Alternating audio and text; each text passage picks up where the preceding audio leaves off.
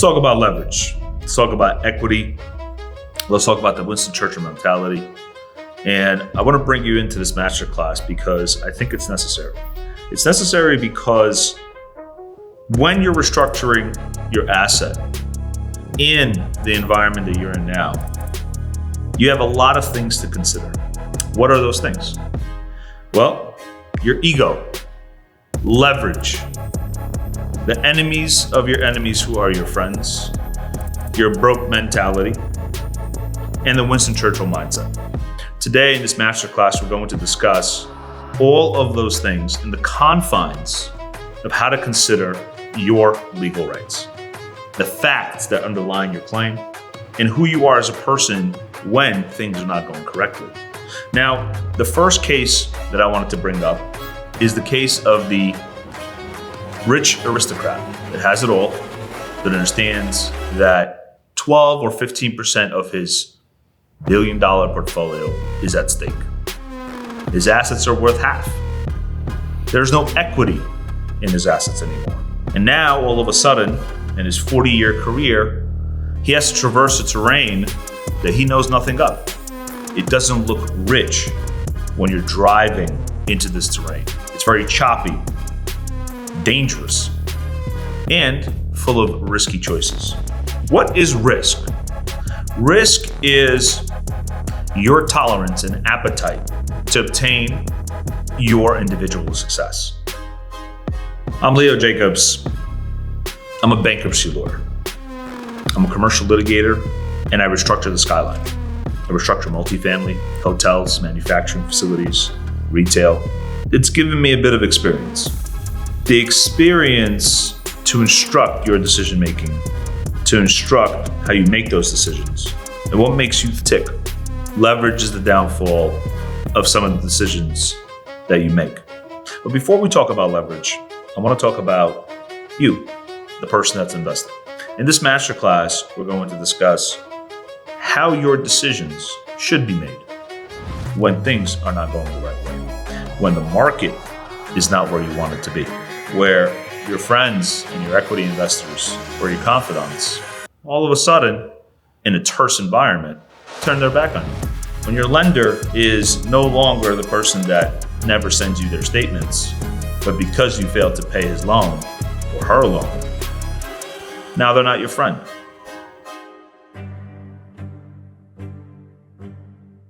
Look, you came to my office and you want to know how you got to make decisions.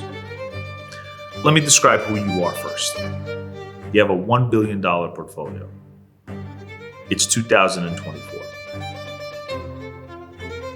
Trump is about to be placed into office. The economy, the real estate economy, is not doing so well. You're a New York City developer. You also have assets out of state. You understand that something's wrong because the value of your real estate is no longer what you presume it to be. You went to every broker, analyst, appraiser,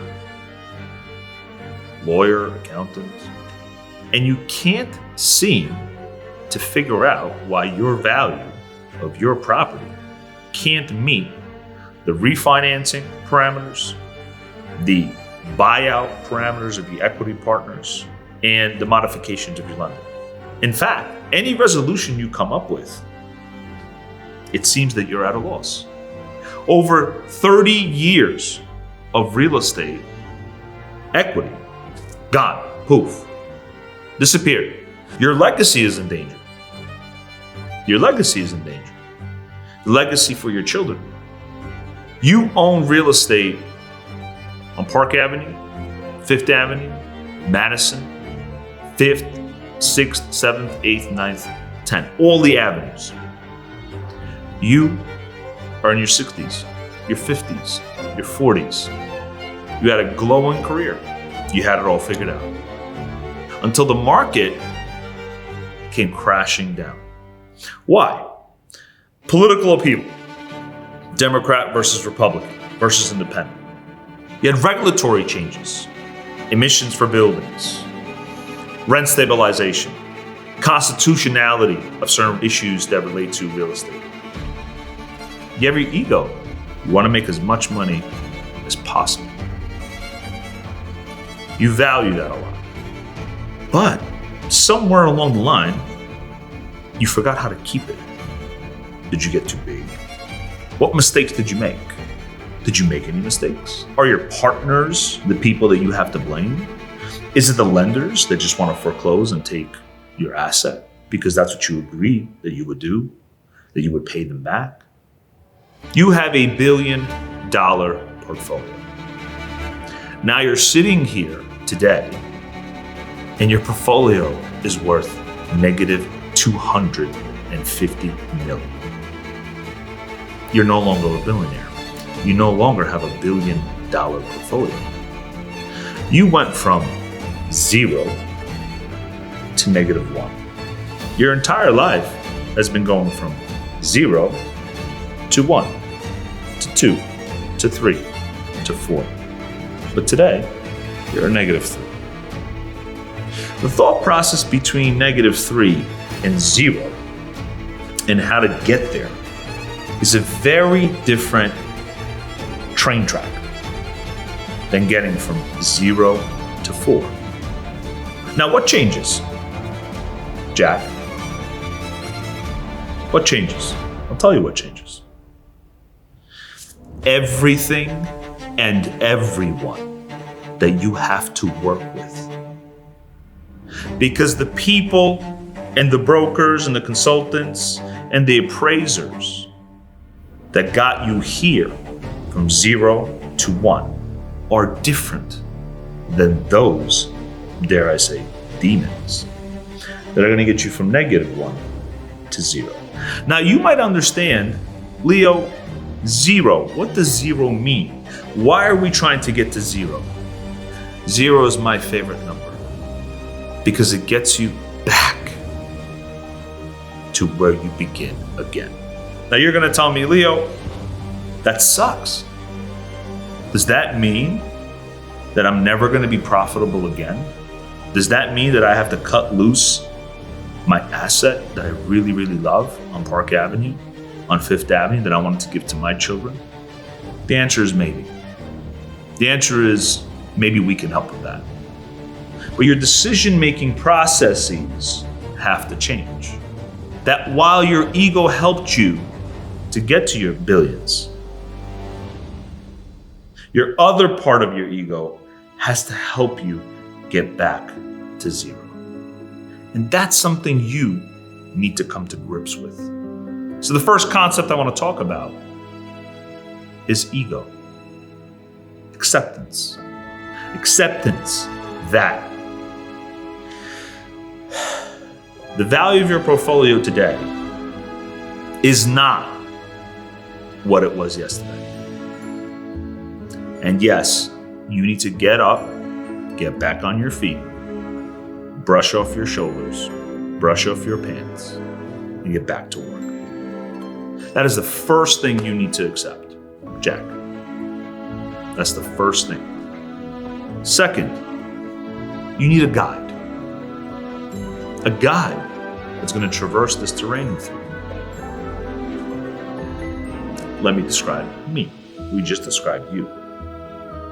$1 billion portfolio, -250 million. Egos hurt, legacy shattered. That's you, Jack. Let me talk about your guide. Your guide's not Chamberlain. Looks all pretty, all with the 5-star bangles. Peacetime officer. Peacetime prime minister. Peacetime president. Where the value of your real estate was always worth the equity that it had. It was always worth that. But now, you don't need to only crunch the numbers. You need to take the pieces off the chessboard. So let me talk about your guide. Who is your guide? Well, it's Winston Churchill. Winston Churchill Who's Winston Churchill? Winston Churchill was not wanted in the future of your legacy. He was needed. We are a necessary evil. I am a necessary evil in your life, Jack.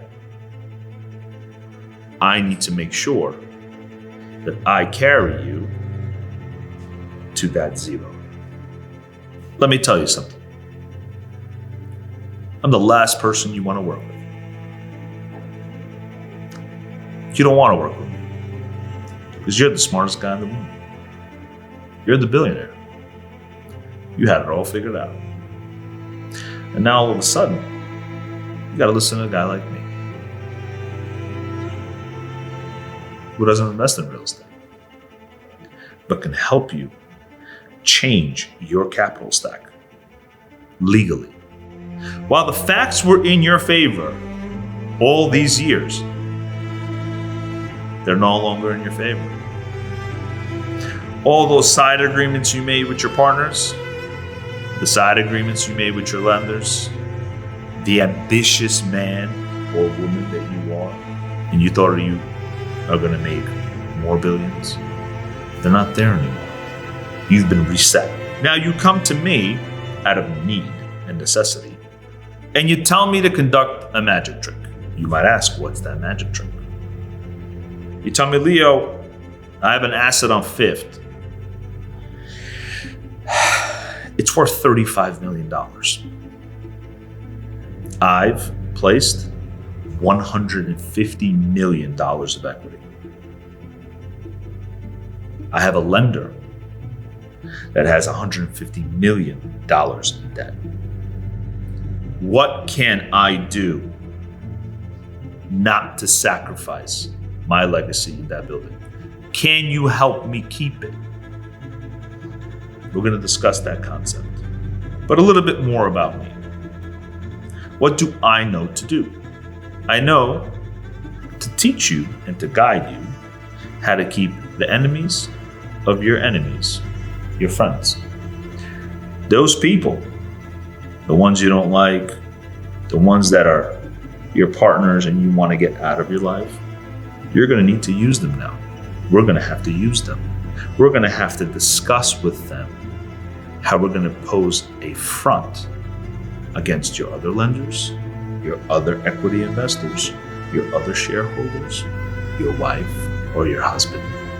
Everyone becomes activated. Now, while your head has always maintained profitability, you now need to appear broke. Now, you can't do that, Jack. You're used to being rich. You're used to thinking rich. You'll get there. But today, right now, because you've personally guaranteed a lot of these things, it's not good to be a guarantor when things in the market are very bad. You've personally guaranteed something. Your holding company personally guaranteed something. You're losing assets. There's no legacy. And the value of the asset is half, or maybe 75% off. But let's make matters worse, if they're not worse already. You have the ever-arching gorilla, the lender. Your relationship with that person, because it's a relationship, is now strained. Why is it strained? Because that lender, when everything was here, was your friend. But now, when everything is here, is not. In fact, they've sent you a notice of default. They've sent you a notice provision that you owe them a lot of money. They've accelerated the interest at 24%. And it's eating into your equity. More so into the equity of your equity holders. Your cousin, your brother, your sister, your mother, your institutional LP, your institutional GP, your private LP, your institutional GP. You have an all-out front war. And frankly, it's all at once. You have 45 properties in your portfolio. You're 62 years old. Now you're in the negative. What do you do? What skills do you need to have? One of them is resilience. Understanding there's a process, accepting what you cannot change, and letting in the forces that be.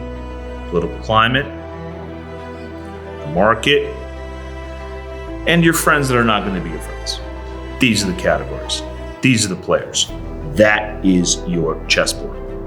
You've accepted out of necessity that you need to come to a firm like mine. Now what? Let's talk about the process. In those 45 properties, you're underwater by $250 million. You need to get to zero, because if you don't, you owe $250 million on your neck, as they like to say. So my job is to not get you profitable. My job is to make that 250 disappear. How do we do that? We work with our equity stakeholders. We buy them out. We work with our lenders. We modify the terms. And for those that we need to fight, we will fight. But you're going to tell me, Leo, how can we fight something I've already agreed to? Well, there are bankruptcy concepts. Now you're going to tell me, Leo, I'm not about to file bankruptcy. I'm not about to destroy my legacy permanently. No one said you had to do that. You have to understand that you need to be dangerous enough that people know you could use bankruptcy. Now, what do you mean by using bankruptcy? Bankruptcy is a court of equity. It is a federal court. So look, Jack, you got to become operable. So this is what you should do. You should hire a lawyer. You should hire an accountant that deals specifically in distress. That's the first thing you need to do. You need to, or you should, exercise what's called the broke mentality. What does that mean? That means that you have no equity. As painful as that sounds, that is your friend. The fact that you don't have enough money to pay your debts.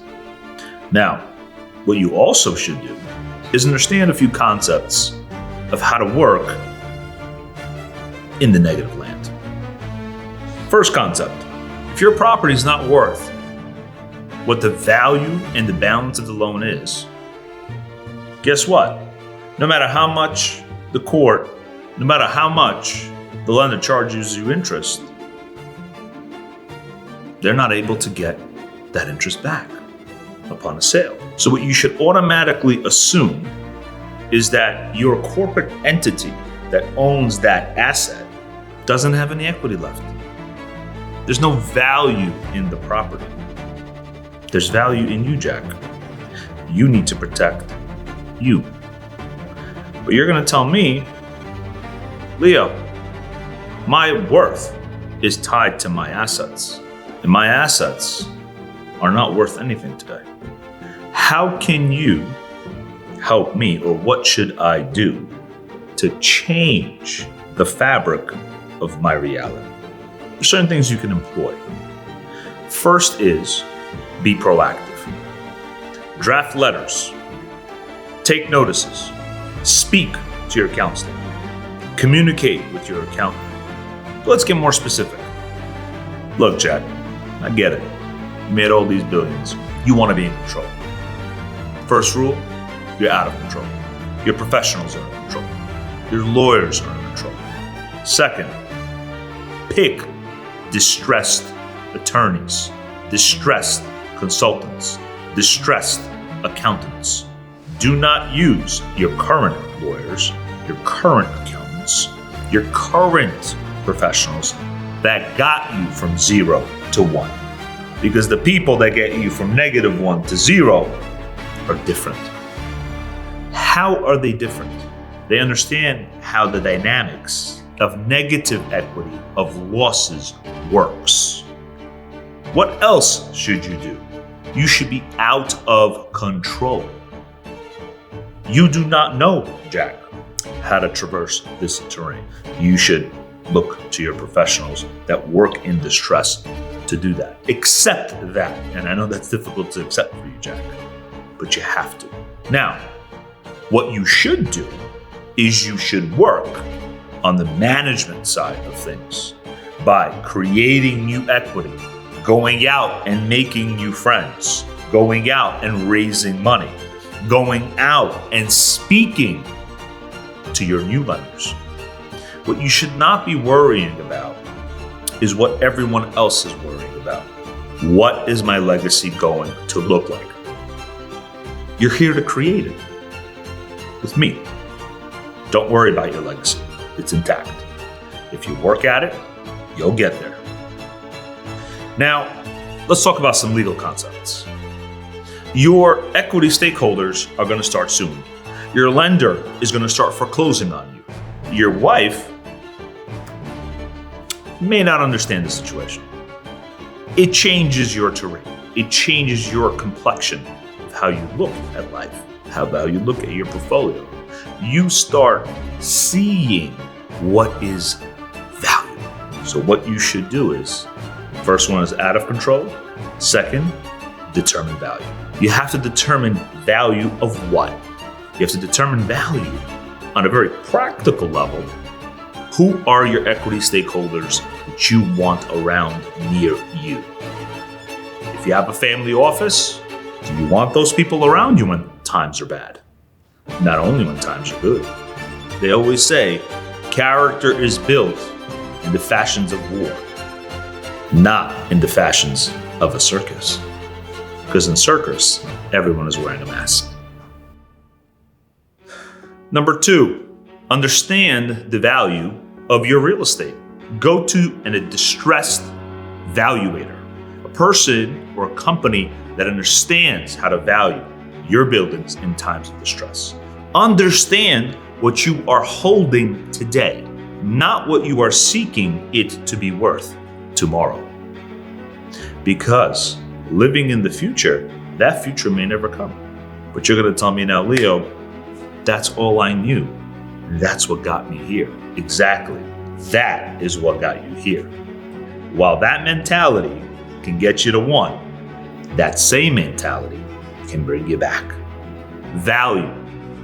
Value your equity holders. Value your real estate. Value yourself. Value yourself.